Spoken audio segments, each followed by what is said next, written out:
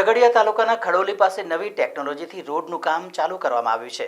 અત્યારે trial base માટે 1700 મીટરનો આધુનિક બેઝ તૈયાર થઈ રહ્યો છે.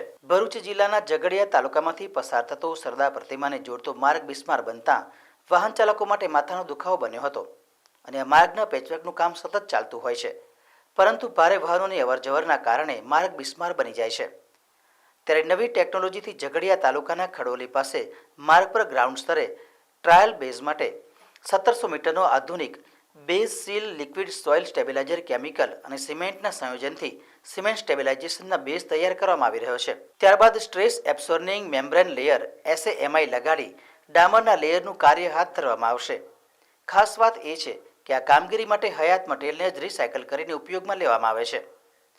આ ટેકનોલોજીથી રસ્તાની ભાર વહન ક્ષમતા વધે છે અને રસ્તાના આયુષ્યમાં પણ નોંધપાત્ર વધારો થવાની અપેક્ષા છે.